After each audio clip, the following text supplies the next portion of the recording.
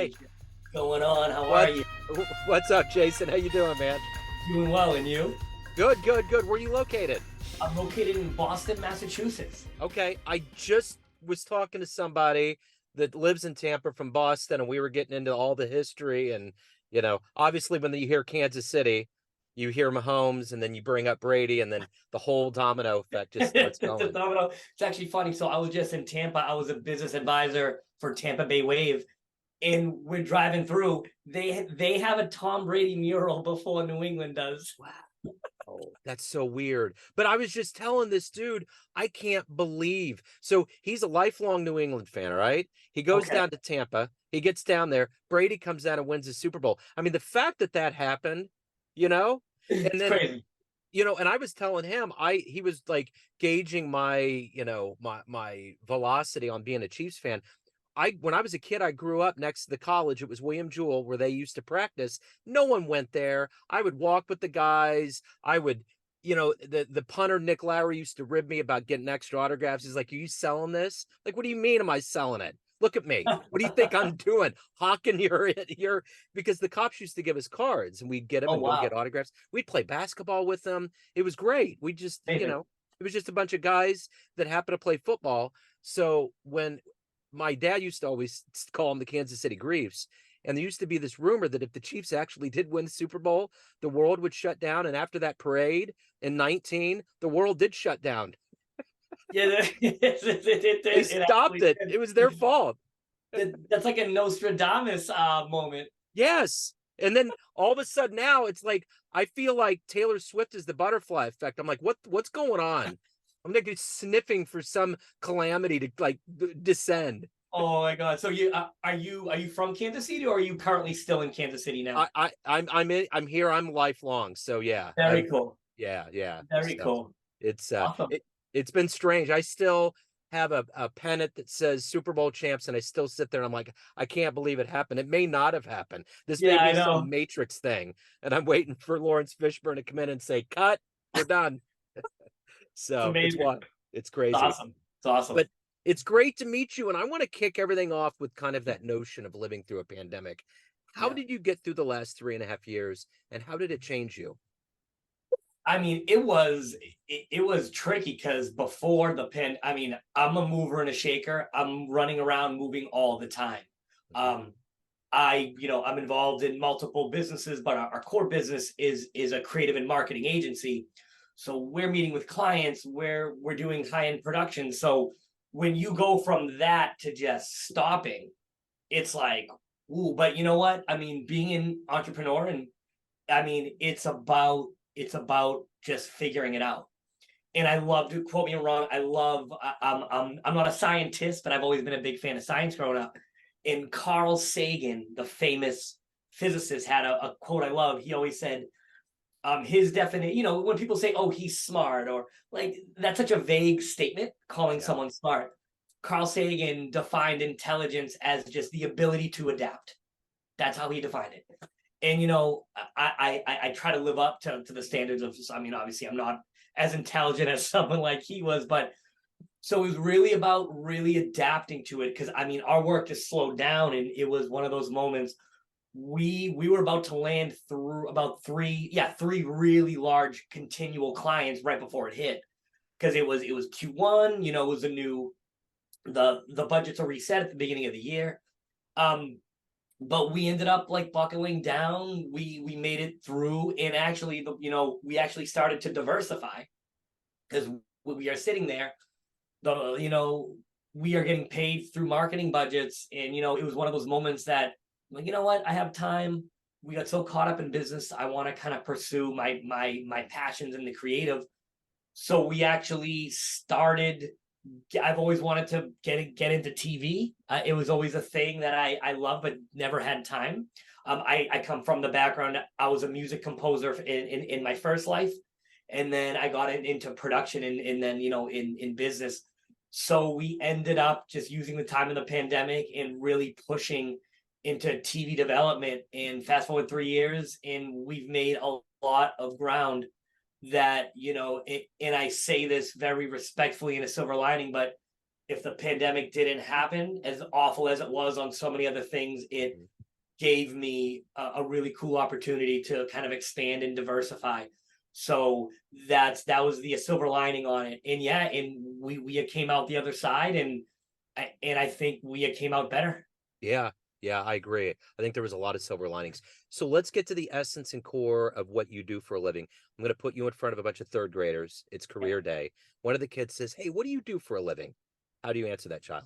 So I answer that. So I am the creative lead for a creative marketing agency. So we work with clients, big and small. If it's larger, we'll work on campaigns. If it's smaller, we'll kind of help. We'll work with the business, and we do, like I said, creative planning, strategy, marketing, and production. And I am usually the main creative lead on all of those fronts. So when you were in the third grade, what was your dream to grow up and become? I was gonna be the next Timbaland, the music producer. Like that. That's what I was gonna do. That's what I was gonna do, and I pursued that for much of my early 20s into mid 20s. Really hard life, really tough to make money. Had some wins. I ended up, I worked with a bunch of really amazing local artists in Boston. I ended up composing for a couple short films. I ended up composing for a few video games, which was really neat. But at the end of the day, it was just a tough life. And then I discovered video, and then video kind of panned into business. But I was going to be, and it's perfect for the podcast Neon Jazz. I was gonna be a music producer, composer, working with all the biggest artists. That's what I envisioned. That's awesome. So let me get a handle on where you were born and raised and how these seeds of Yeah. creativity got into you. How did this happen? So I grew up in right on the outskirts of Boston, and I just had a really creative father. My father's nickname was Geppetto. He had a shop, and he would always go and he'd be building things. He used to build miniature carousels. He was carving, wax molding, engineering the feet, like really doing that. And my mother was always very encouraging of me kind of pursuing that. So I just grew up in a house. My mother, she's from the Cape Verde Island, so we were always dancing. So music was always really big in my home. And then I had a father who was always pushing heavy creative. And then as a kid, I'm playing video games and just really, so I had a very creative upbringing, and we're all influenced. I just met a gentleman. He's pursuing, artificial intelligence on farms, and he grew up on a farm, right? So he's kind of adapting that. So that's kind of how the seeds were planted. I just grew up in a very with creative parents in a home that really encouraged me to pursue these creative endeavors. So who's been a hero for you? Who have you really looked up to in your life? So this is an interesting question. So I'm gonna go over this briefly. Um, just because one of my main heroes, our relationship ended just really bad. I'm not gonna get too deep into it, but he was my piano teacher. He was like a second father. He really helped foster that whole creative. But just as you get older, relationships change, and still love him so much. Like one of those, no matter if people come and go in your life, there's always there's gonna be a love there. So really amazing guy at the time, and he was really an inspiration to me. He got me into music, but like I said, not all relationships flourish forever. So that was interesting. And then, other than that, I've always looked up to people in the art world. Like I said, Timberland I was so influenced by his music. But then, when I really started getting into business and filmmaking, I don't have necessarily one main person, but I see someone, I'm like, that inspires me. That inspires me. Really kind of, jumping here and there. But now I'm just really inspired by just some of the higher up people that I put around me. I'm a big proponent. You want to be the lowest person in the room. I'm very adamant on that. That's the only way you're gonna really learn and be around it. So I've been able to be around some very successful people that I look up to quite a bit. So if you could meet one person on the planet right now and spend some time with them, who would it be? Oh, easy question. I'm such a huge fan of Lex Friedman. I'm such a huge fan of his. Yeah. Just his the combination of, I mean, he's brilliant. He's at the forefront of science.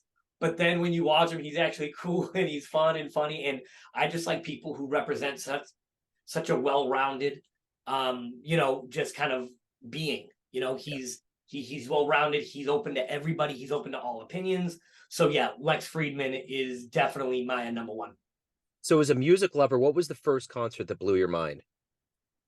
The first, so I had a really weird musical upbringing because, like, well, most of my friends grew up with like classic rock and like stuff. So my dad didn't like classic rock. He's 70 years old. He was never his thing.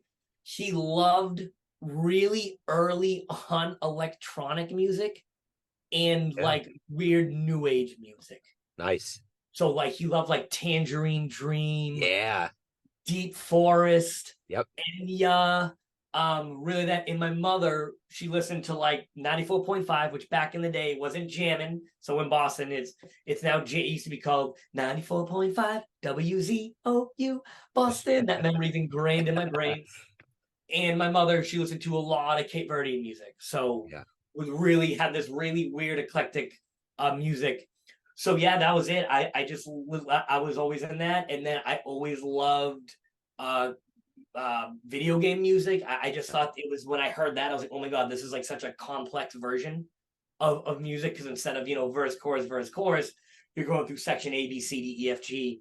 And then just speaking of jazz, my dad loved Paul Hardcastle. I know he's Yeah. more modern smooth jazz rather than classic jazz, but I remember every morning before I would go to school, my dad would be in the kitchen hanging out, and he would just be bumping Paul Hardcastle the whole time. Nice. You know what's interesting? The melding of your mom and dad. It seems as though Moby would be a good fit for that. Yeah, You I was a huge fan of his too. I was Yeah. a huge fan of his. Yeah, well, because he uses a lot of really interesting samples Yes. from. Yeah, So if you get when you get a chance, have you ever listened to the podcast Heavyweight? I haven't. It's going to change your life. So there's one in there Okay, where the host, Jonathan Goldstein, has a good friend that okay, had all of the samples that were on play, all of like the soul samples, gave it to Moby, and Moby used it in his music, and he wanted it credit. It turned into this whole podcast about him wanting that CD collection back, and he never got it back. Moby would dance around it, and they interviewed it. It's just fascinating because it's like really, because that was the backbone of those recordings. I mean, he has always been an electronic producer, but when he introduced kind of that early kind of soul into it, there was just a new element that he explored that was so intriguing, you I know? agree, and I love that because like lately, when I was in music, I was just more of a composer. Yeah, But as I kind of got older, I just really appreciated the art of sampling. It's a different thing, right? Like yeah, the one thing I love, and just going back when you asked me, just being creative. The one thing that really taught me the true essence of creativity is when I started composing music for video games. And the reason is in this kind of transition into business, because people think creative is just, oh my God, I want to be creative, right? I'm in a good mood, I'm making a dance song. I'm in a bad mood, I'm making a depressing song. But then when I got the opportunity to make music for a video game, your creativity has parameters, mhm, right? So you're still being creative, but you're now being creative within the parameters of the game. So for example, the game was based, you wash up on a deserted island. So even now, all my song choices had to, in the way that I'm making the music, had to have a little bit of an islandy vibe to it, mhm. right? There's songs in the day. I have to make sure that the key is in the day, and I got to make sure that the scale I'm using is in the sounds. Even sound, I would spend 5 hours picking sounds Yeah, like that, but I never did that before, because when I'm just doing a song for me, I can just pick whatever I'm in the mood for. But when you get put under parameters, it just changed my whole approach to making music. Um, and that lesson has applied even going in business and being a creative lead, because when you're working with clients and partners, it's not just a free for all like it was in the old days with how you have a creative freedom as a child, right? You just do what you want. When you're working with other people, you really have to apply your creativity, but it's still within the parameters of the business's organization, their culture, the way they want to be viewed, their optics, their reputation. So you have to take all of those in mind and work within a parameter. So I just wanted to bring that up because it's amazing how a lesson that I learned in my music career has branched all the way into my business career as well. Yeah, absolutely. So what is it as a creative and a businessman that motivates you every day to get up, to accomplish what you want to get done and do it at a high caliber? This is always, there's always that kind of conversation about fulfillment, and there's so many different types of fulfillment. I just love doing it. I love the creative of like using my brain to kind of to help market something or help really inspire people. But I also love just kind of the adventure of being in business, kind of putting dots together to make this happen or make that happen. It's really fun, and then being able to combine the two. It's really fun, and I'm having more fun now than I've ever had at any other point in my life. The one thing about being a business person and a creative is you're ultimately trying to make a client happy. Of What's one of course. your favorite success stories? Ooh, one of my favorite success stories, more in the on the creative vibe or more in the business vibe or anything, It could whatever. be the Venn diagram just bleeding together. Okay, so well, I'll say this. So during the pandemic, I'm going to bring it back to the pandemic. When we were trying to figure it out, it was really tricky. We started really digging into, like I told you, television development. It was always a passion of mine, and I have a really strong background also in production. And we got an opportunity. I met a gentleman who had a local reality show that was around. He was a home developer, and we had the opportunity to executive produce his show. And when kind of everything came together is, an executive producer, you are running the show, you are in charge of different teams, you're talking to the network, you're working with the team that's dealing with sponsors, you're really overseeing the whole project. But just one of the cool things was, just due to a multitude of instances, a lot of the people involved just weren't involved anymore. And me and my production partner, Todd, it was a lot of work. I don't want to do it again, but we ended up taking over every single aspect of the production. And we delivered 10 episodes successfully, 22 minutes each, with commercials, with sponsored deliverables. And again, it was basically, we started off as a team of about 6 to 7, and it ended up being a team of 3, and we did the impossible. And that's when I knew, I'm like, wow, like that really solidified, my confidence that, not only could I lead the charge, but because I had such a strong background in all the other facets of production, I had the ability to jump in where I was needed and execute at a high level. So that was my latest really awesome moment when things were looked impossible. Me and a very small team were doing the job of 10 people, and there was 3 of us. Wow. So let's go back. Let's say you have a dream tonight. You run into the 20-year-old version of yourself. You could give that version of you a piece of advice based on the wisdom you've gained in your life up to this point. What would you tell that young version of you? I have this conversation with myself every day. Joe, I have to say something every day. The one thing I wish I did when I was younger is I wish I took a little more seriousness into really working on building a professional network. Yeah. Because when I was younger, I lived in the music studio.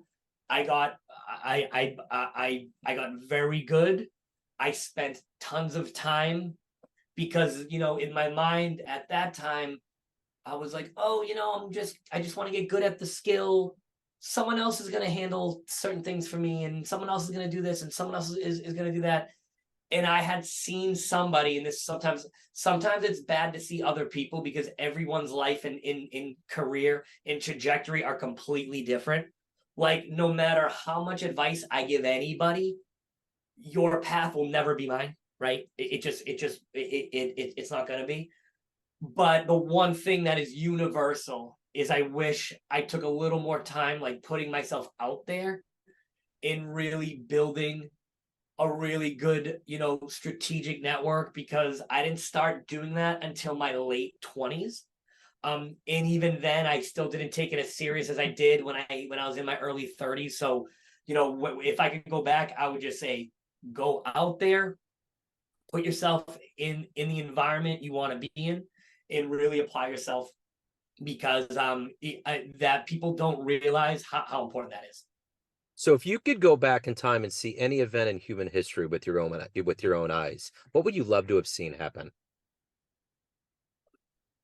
I would have, part of me just would have loved to experience the 90s as an adult, Yeah. because the 90s I have such a fond memory of, but I was a really young kid. I was, 10 to 18, right? Yeah. But the one thing is, in just speaking of, I'm gonna go back to music. I'm gonna try to nail this podcast for you, Joe. I was listening. It's funny. There's so many songs I listen to now that I'm like, I loved them as a kid, but as an adult, I'm like, oh my god, that song just hits so different, Yeah. right? Like Nine Inch Nails hurt. Even as a kid, I love that song. But man, when you become an adult and you experience life, that song hits 10 times Yeah. harder than it did. So I've always been curious of the 90s, that I have such a fond memory of being a child. Would have really been interested to see it through the lens of an adult and as a business professional, because I'm sure it would just be so much different Yeah. to kind of see it. That's fascinating. That's a great answer. Everyone has a perception of you, family, friends, clients, colleagues, but you run the show. What's your perception of you? Who do you think you are? You know what? I'm not. I think my subconscious knows what I'm doing, but my conscious does not. That's great. Right. Right. Because it's funny. People are always telling me, Jay, you're doing too much, right?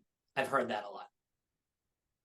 But as of lately, everything I'm doing is kind of starting to come together. Like it's all coming together. And even some people who would question me, but and again, never a bad question. If you don't have honest friends, then I don't know why you're being friends with them.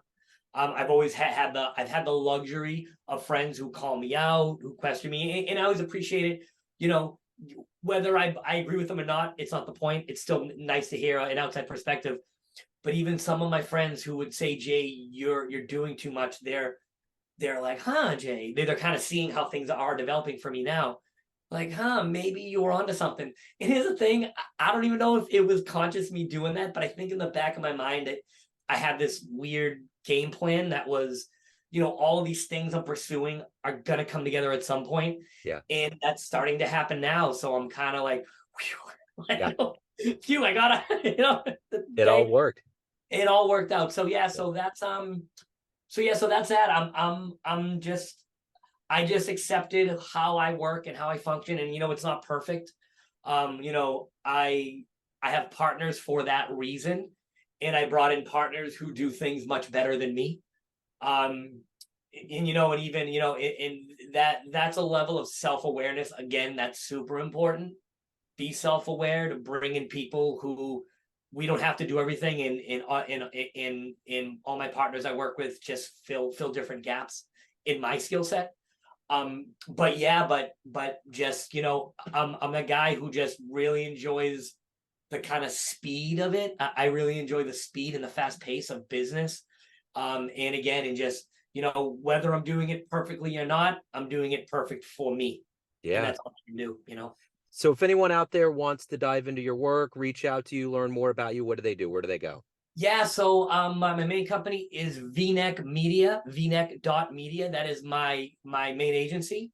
We're launching an original content brand called Another Heist November 15th.